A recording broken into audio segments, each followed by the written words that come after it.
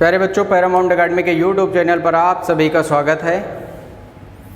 हम लोग UP special का सेशन चला रहे थे और यूपी स्पेशल में आपको सल्तनत काल पढ़ाया जा चुका है। सल्तनत काल का जो अंतिम एम्पायर था लोधी वंश, तो आपको वो पढ़ाया गया लोधी वंश। लोधी वंश में आपको ये जानकारी दी गई कि लोधी वंश का जो संस्थापक था वो तो बहलोल लोधी था ही।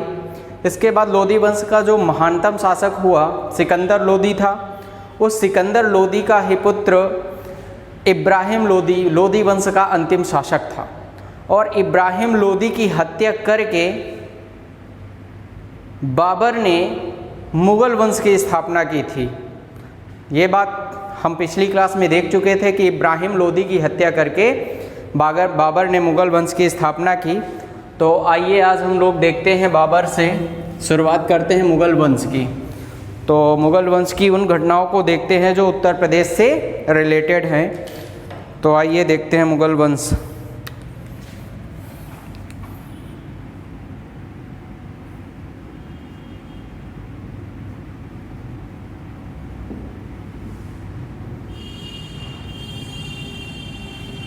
दिख रहा है स्पष्ट? ओके, चलिए हम लोग मुगल काल की अगर बात करें तो मुगल वंश के जो संस्थापक था, आपको पता होगा इसका जो संस्थापक था बाबर था। बाबर था और बाबर का जो समय था, कार्यकाल पीरियड था इसका 1526 से 1523 ईस्वी तक रहा। 4 वर्षों का इसका शासनकाल रहा। और बाबर, जैसे कि आपको पता है, बाबर ऐसा शासक था, इसने अपनी जो राजधानी है आगरा को ही बनाई थी। बाबर ने अपनी राजधानी किसको बनाई थी? बाबर ने अपनी राजधानी आगरा को बनाई थी। आगरा को ही अपनी राजधानी बनाई थी। बाबर की मृत्यु हो जाती है जब 1530 ईस्वी में। तो बाबर को आगरा में ही आराम बाग में दफना दिया जाता है। इसके मृत्यु के बाद इसे बाबर को आराम बाग में, है ना, आराम बाग में दफनाया जाता है, जो कि कहाँ पर है आराम बाग? आगरा में ही आराम बाग में दफनाया जाता है।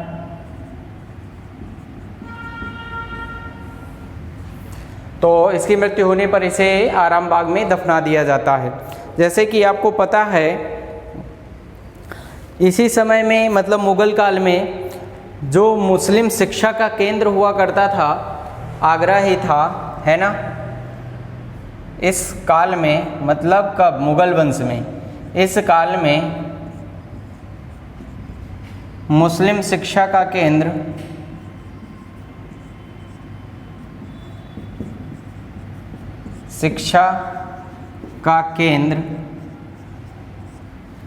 आगरा हुआ करता था। क्या हुआ करता था? आगरा हुआ करता था। तो मुगल काल में जो है मुस्लिम शिक्षा का प्रमुख केंद्र क्या हुआ करता था? आगरा हुआ करता था। आपको पता है बाबर के 4 पुत्र हुआ करते थे, जिसमें आपको पता है हुमायूं, कामरान, अस्करी और हिंदाल हुआ करता था।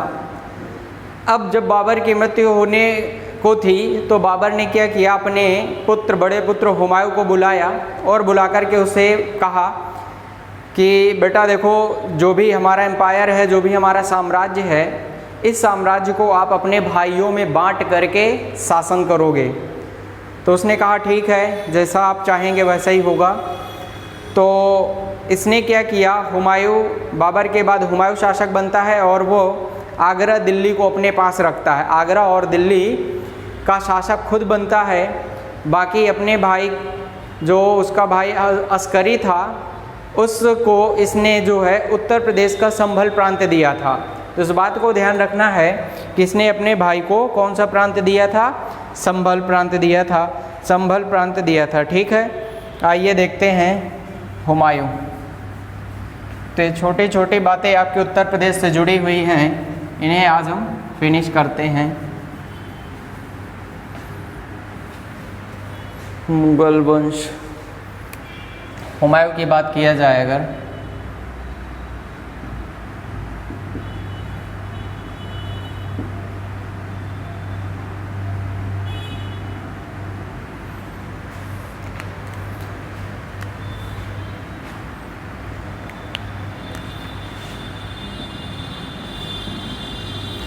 बाबर जो होता है, इसके जो पुत्रों की संख्या थे, इसके जो पुत्र थे, 4 पुत्र थे, ठीक है, इसके 4 पुत्र थे। इसके 4 पुत्र होते हैं। इन 4 पुत्रों में जो थे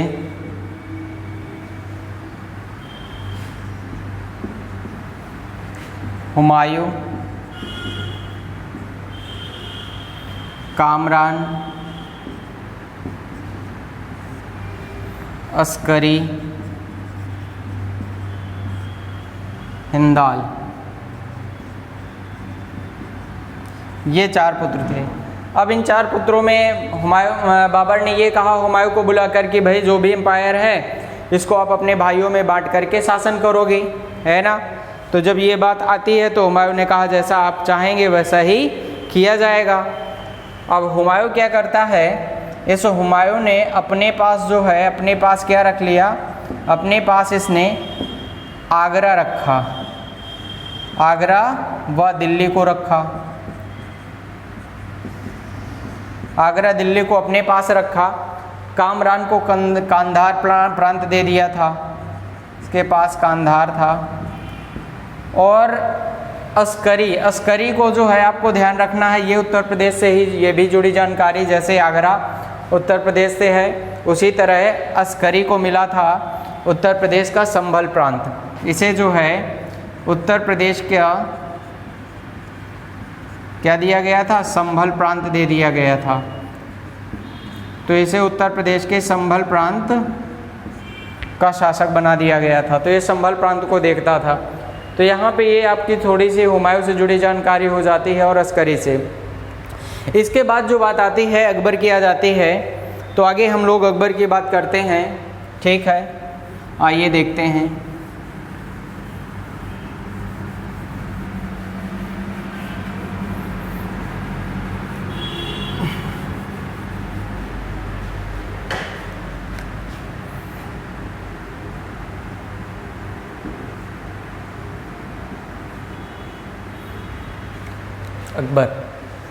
अकबर को जैसे कि आपको पता है जलालुद्दीन मोहम्मद अकबर कहा जाता है।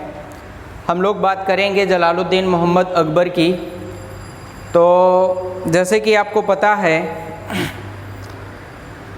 अकबर ने अपने जीवन काल में 2 किलों का निर्माण करवाया था। इसने 2 किले बनवाए थे, एक किला आगरा का और दूसरा इसने बनवाया था जो है वो था आपका इलाहाबाद का किला, है ना। इसने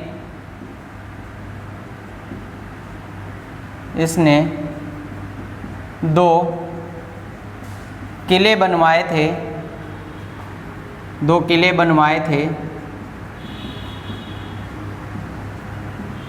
2 किले बनवाए थे। वो कौन कौन से 2 किले थे? एक तो आपका जो है आगरा का किला था और दूसरा आपका इलाहाबाद का किला। पहला जो था आपका आगरा का किला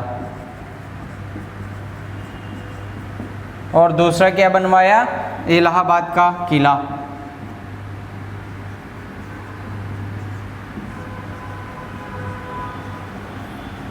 इलाहाबाद का किला इसने 2 किले बनवाए थे। इस आगरा के किले में ही आपको पता है दीवाने और दीवाने खास निर्मित है। इस आगरे के किले में ही दीवाने आम व दीवाने खास निर्मित है।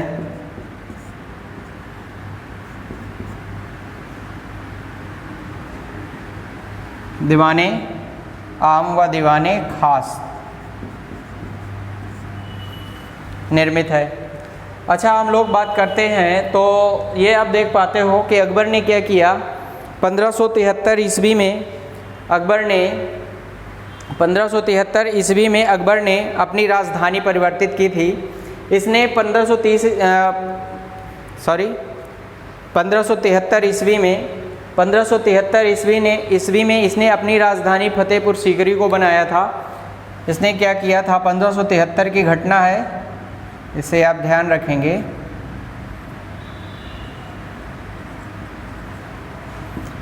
1573 में इसने अपनी राजधानी फतेहपुर सीकरी बनाई। 1573 ईस्वी में इसने अपनी राजधानी फतेहपुर सीकरी को बनाया था। फतेहपुर सीकरी को बनाया था। इसने 1573 ईस्वी में अपनी राजधानी फतेहपुर सीकरी को बनाया था। इसने फतेहपुर सीकरी में ही 1573 ईस्वी में बुलंद दरवाजे का निर्माण करवाया था। 1573 ईस्वी में फतेहपुर सीकरी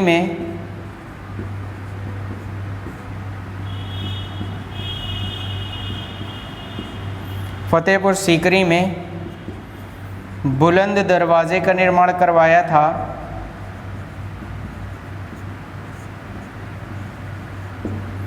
दरवाजे का निर्माण कराया था। फतेहपुर सीकरी से इसका विशेष लगाव था। फतेहपुर सीकरी में इसके गुरु शेख सलीम चिश्ती रहा करते थे, जो इनके गुरु थे। फतेहपुर सीकरी में ही इनके पुत्र सलीम का भी जन्म हुआ था। तो फतेहपुर सीकरी की जुड़ी घटनाएं हैं। और फतेहपुर सीकरी में ही इसने पंचमहल का निर्माण करवाया था, है ना, इबादत खाना बनवाया था, सलीम चिश्ती की दरगाह का भी निर्माण करवाया था। तो आइए कुछ पॉइंट वाइज और जानकारियाँ लिखते हैं।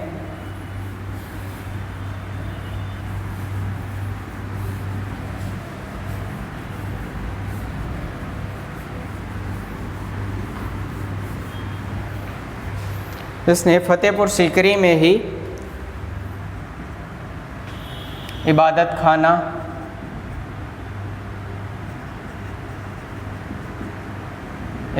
खाना, पंचमहल,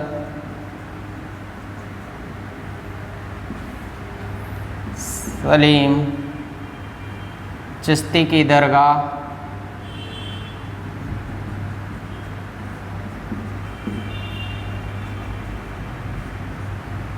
चिश्ती की दरगाह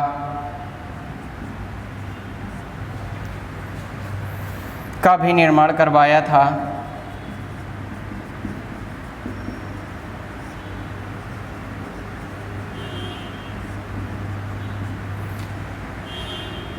अकबर के गुरु शेख सलीम चिश्ती फतेहपुर सीकरी में ही रहा करते थे।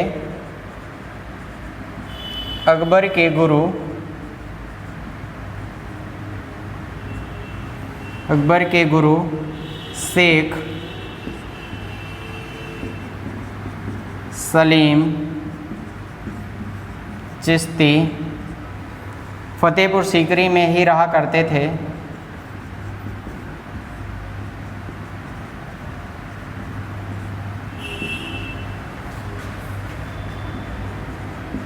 फतेहपुर सीकरी में ही रहा करते थे। और अकबर का पुत्र सलीम, जिसका जन्म फतेहपुर सीकरी में ही हुआ था, और इसी वजह से इन्होंने जो उसका नाम भी रखा था अपने गुरु के ही नाम पे रखा था। अकबर के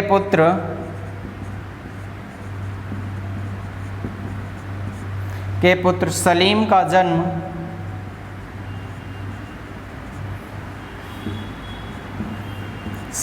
जन्म फतेहपुर सीकरी में ही हुआ था।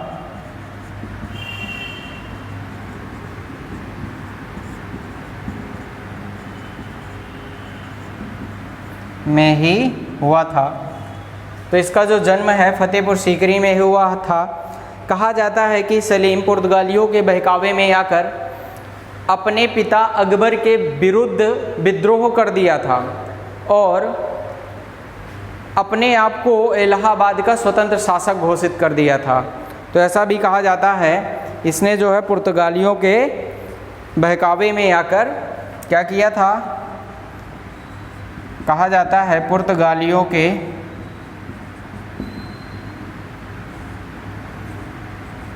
बहकावे में आकर 1602 ईस्वी में इसने बुंदेला की हत्या भी करवा दिया था।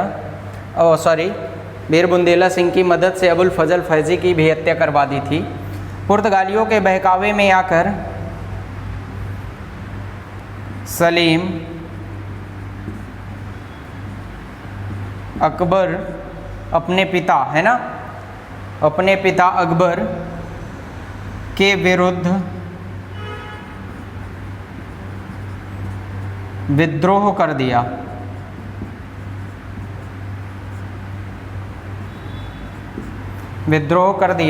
और अपने आप को विद्रोह कर दिया था और अपने आप को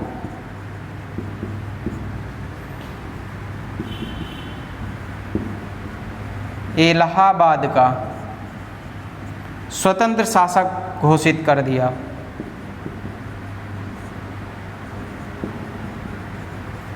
स्वतंत्र शासक घोषित कर दिया था।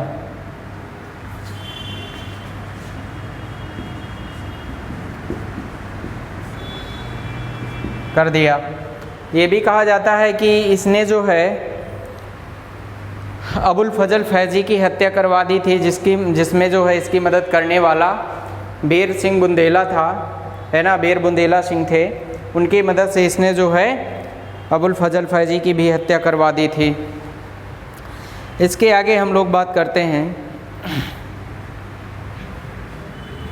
इसको मिटा देते हैं।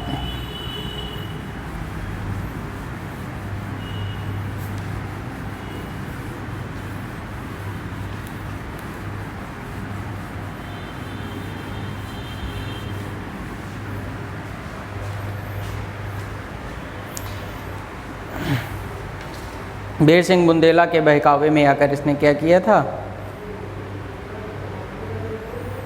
अबुल फजल फैजी की हत्या करवा दी थी। चलो इसको भी एक पॉइंट लिख लेते हैं।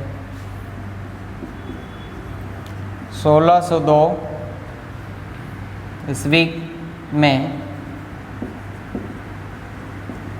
सलीम ने अबुल फजल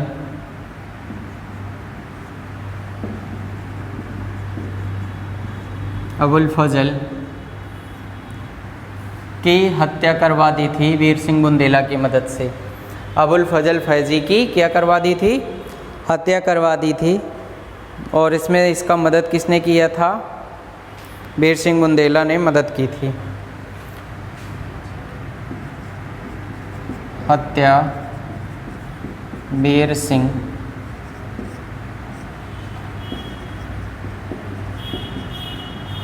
बुंदेला की मदद से करवा दी। इसने वीर सिंह बुंदेला की मदद से जो है क्या किया था, अबुल फजल फैजी की हत्या करवा दी थी। अच्छा, ये जो वीर सिंह बुंदेला थे, इन्होंने झांसी की स्थापना की थी। वीर सिंह बुंदेला ने ही क्या किया था, झांसी की स्थापना की थी 1613 ईस्वी में। और कहा जाता है कि जब 1732 ईस्वी में झांसी पर मराठाओं का आक्रमण होता है, तो वहाँ के जो शासक छत्रपाल हुआ करते थे, उन्होंने अपने साम्राज्य को, झांसी को बाजीराव प्रथम के हाथों सौंप दिया था। और अगर हम बात करते हैं तो बाजीराव प्रथम को इन्होंने सौंप दिया था। झांसी का जो स्वतंत्र शासक हुआ करता था वो आपका रानी लक्ष्मीबाई के पति गंगाधर राव हुआ करते थे। आपको पता है रानी लक्ष्मीबाई जब गंगाधर राव पति थे, और जब गंगाधर राव की मृत्यु हो जाती है तो रानी लक्ष्मीबाई ने ही वहाँ की कमान संभाली और प्रशासन को देखा था। 1857 का जब विद्रोह होता है तो उसमें भी आपको देखने को मिलता है कि रानी लक्ष्मीबाई ने झांसी से नेतृत्व किया था 1857 के विद्रोह का। उस टाइम जो है कैप्टन ह्यूरोज अंग्रेज़ हुआ करता था, जिसने रानी लक्ष्मीबाई के इस विद्रोह को दमन किया था, है ना। तो ये आपसे प्रश्न पूछ लिया जाता है कि रानी लक्ष्मीबाई के विद्रोह को दमन किसने किया था, या फिर आपसे पूछ लिया जाता है झांसी से जो विद्रोह किया गया था उसका दमन करने वाला अंग्रेज़ कौन था, है ना। तो हीरोज कैप्टन हुआ करता था, इस बात को आपको ध्यान रखना है। लाओ लिख लेते हैं। अच्छा, हत्या कर दी थी। झांसी की स्थापना 1613 ईस्वी में वीर सिंह बुंदेला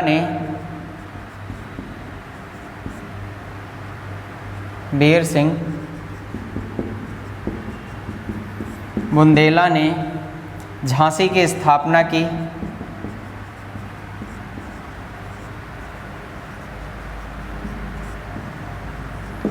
ये झांसी की स्थापना करता है और 1732 ईस्वी की घटना है, जब जहांगीर का शासन हुआ करता था उस टाइम की ये घटना है।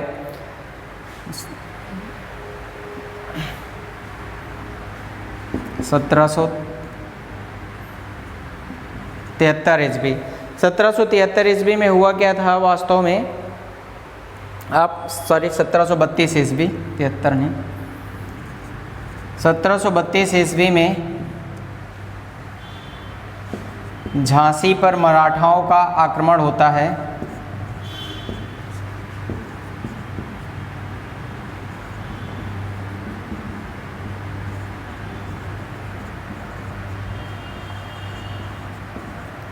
मराठाओं का आक्रमण होता है। तो उस दौरान क्या होता है, जब आक्रमण होता है तो वहाँ के जो शासक हुआ करते थे छत्रपाल, झांसी के शासक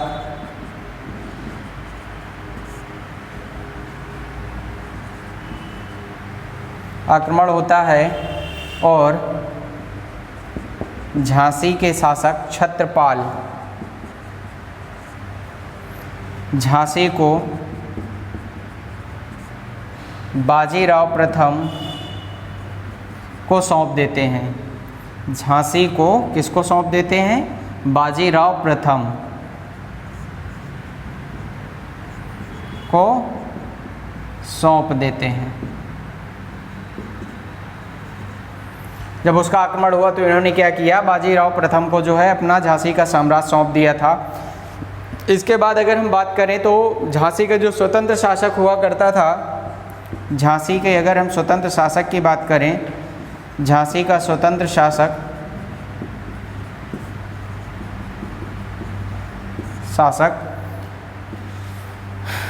ये राव हुआ करते थे। अगर हम लोग बात कर इसके आगे हम लोग देखते हैं,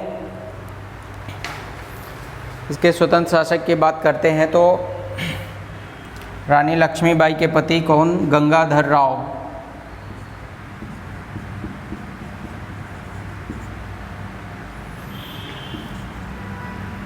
गंगाधर राव हुआ करते थे।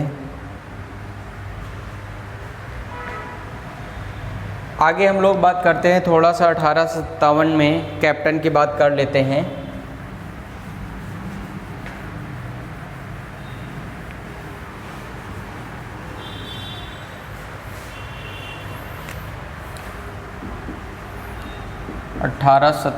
का विद्रोह। 1857 के विद्रोह के दौरान हुआ क्या कि जब इनके पति मर जाते हैं, गंगाधर राव की मृत्यु हो जाती है, तो झांसी की रानी लक्ष्मीबाई झांसी का नेतृत्व करती हैं।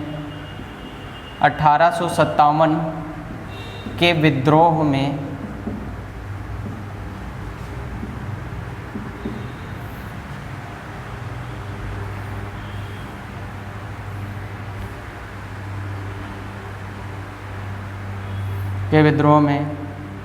झांसी की कमान रानी लक्ष्मीबाई ने संभाली थी।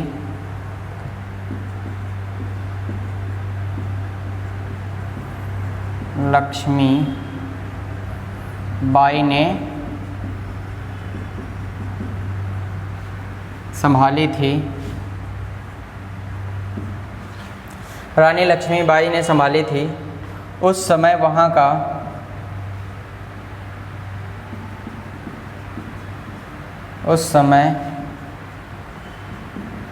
वहाँ का कैप्टन, अंग्रेज़ कैप्टन हिप्रोज हुआ करता था।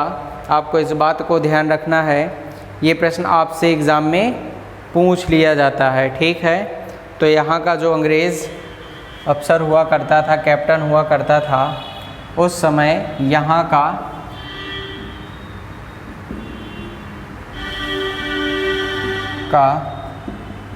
अंग्रेज़ अफसर कैप्टन हिप्रोज था।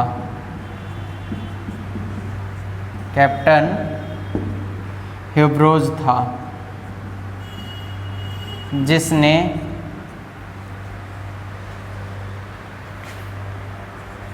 झांसी के विद्रोह का दमन किया, जिसने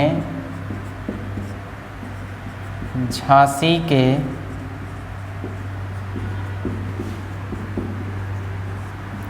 विद्रोह का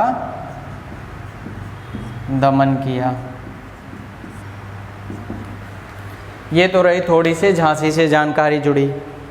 जैसे आपने देखा वीर सिंह बुंदेला का जिक्र आता है तो उससे जुड़ी ये जानकारी हो जाती है। इसके बाद आप ये जान रहे थे, हम लोग अकबर की चर्चा कर रहे थे, तो अकबर ने, आपको ये पता होना चाहिए कि अकबर ने एक काम और किया था। उसने जो है इलाहाबाद का प्रयागराज का नाम परिवर्तित कर दिया था। भाई पहले इलाहाबाद का नाम प्रयाग हुआ करता था और उसने क्या किया, इस प्रयाग का नाम बदल करके इलाहाबाद कर दिया था, है ना। तो अब 2018 की बात है जब योगी जी पुनः इसका नाम परिवर्तित कर देते हैं, है ना। तो इस बात की आपको एक पॉइंट में इस बात को आपको लिख लेना है। 1583 की ये बात है। 1583 में अकबर ने क्या किया था, अकबर ने प्रयाग का नाम इलाहाबाद रखा। क्या रखा था? इलाहाबाद रखा था। और 2018 में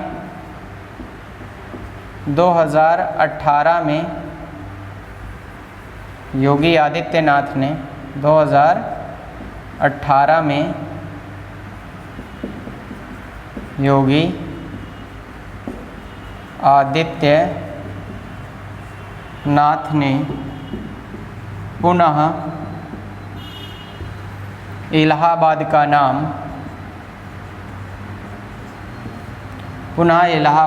नाम प्रयागराज कर दिया।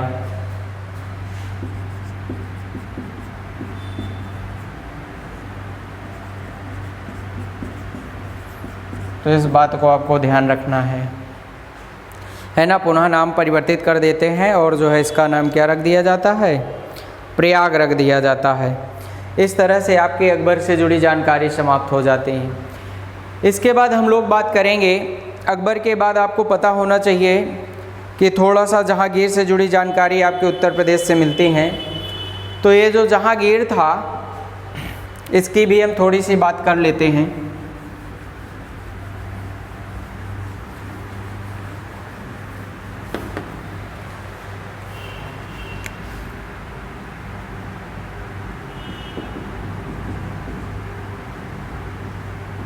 अकबर के बाद हम जहांगीर की बात करते हैं और जहांगीर से थोड़ी सी जुड़ी जानकारी मिल जाती है आपकी।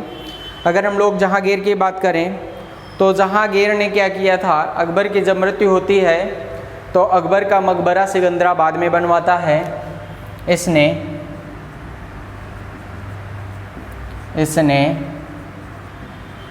अकबर का मकबरा सिकंदराबाद में निर्मित कराया।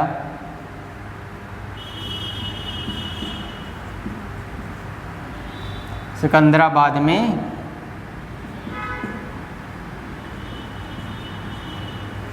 निर्मित करवाया। इसने सिकंदराबाद में निर्माण करवाया था। जहांगीर के समय में एक सोने की जंजीर हुआ करती थी जिसे न्याय की जंजीर कहा जाता था, और यह जंजीर आगरा में ही लटका करती थी, मतलब आगरा के किले में लटका करते थे। जहांगीर के काल में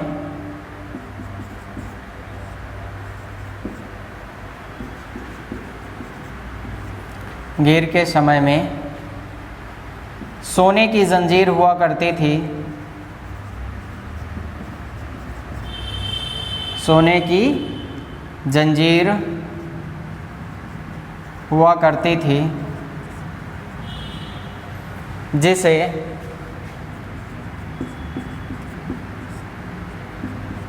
न्याय की जंजीर कहा जाता था।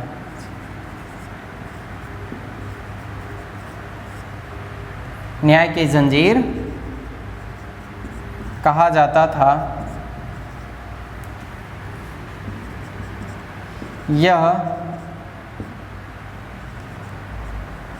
आगरा के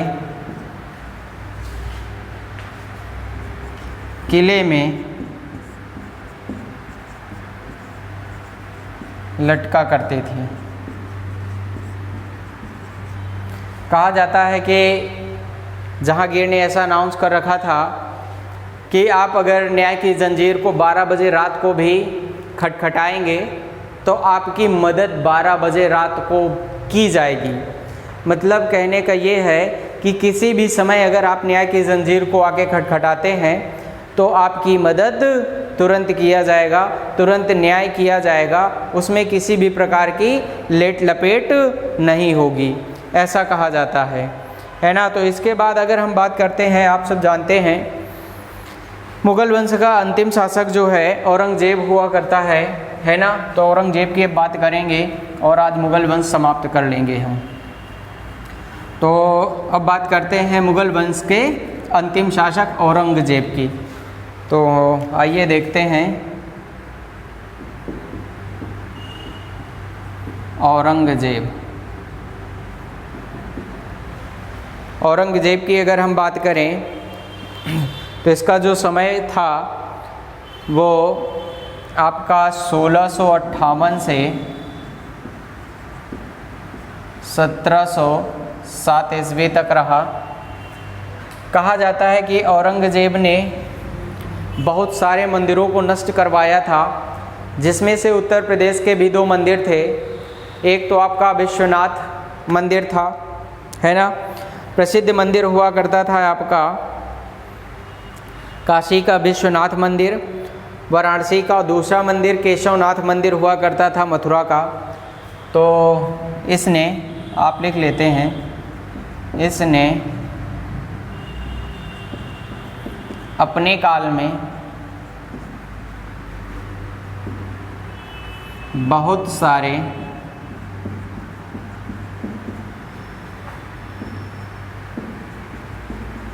मंदिरों को नष्ट करवा दिया था, नष्ट करवाया था, जिसमें से इसमें से उत्तर प्रदेश के 2 प्रमुख मंदिर भी थे। इसमें से उत्तर प्रदेश के 2 प्रमुख मंदिर भी थे।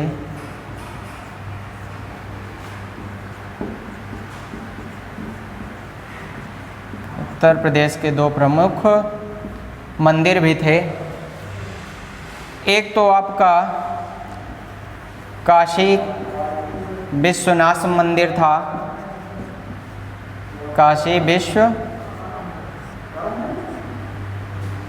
मंदिर जो कि वाराणसी में है। काशी विश्वनाथ मंदिर। दूसरा आपका मथुरा का केशवनाथ मंदिर था।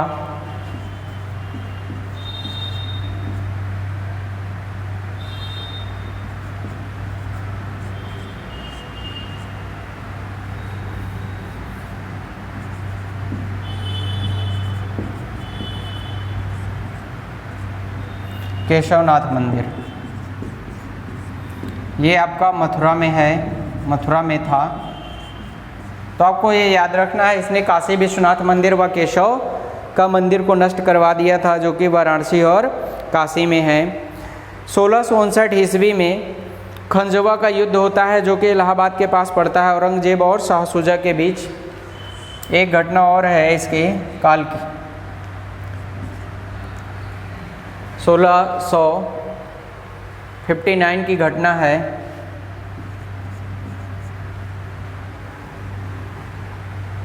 खंजवा का युद्ध, खंजवा का युद्ध होता है, इलाहाबाद के पास पड़ता है। ये कहाँ पे है? इलाहाबाद के पास। ये युद्ध जो होता है औरंगजेब और शाह शुजा के बीच होता है, जिसमें औरंगजेब की विजय होती है।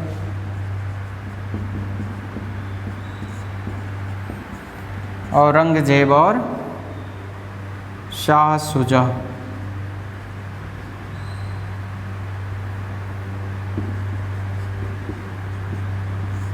शाह शुजा के मध्य होता है, जिसमें इसकी पराजय होती है। ये पराजय होती है इसकी शाह शुजा की, और ये विजयी होता है, ये विजयी रहता है। इस प्रकार से मुगल वंश आपका ख़त्म हो जाता है। या फिर ये कहिएगा मध्यकाल की वो घटनाएं जो उत्तर प्रदेश से जुड़ी हुई थी, उन घटनाओं का जिक्र हम कर लेते हैं। मध्यकाल की घटनाओं के समापन के बाद अब हम कल से उन घटनाओं की चर्चा करेंगे जो आधुनिक इतिहास से जुड़ी हुई हैं, मॉडर्न हिस्ट्री से जुड़ी हुई हैं। तो यहाँ पे आपका उत्तर प्रदेश की मध्यकाल में होने वाली घटनाओं का समापन हो जाता है। अब हम कल modern history of Uttar Pradesh start करेंगे। Okay class, thank you.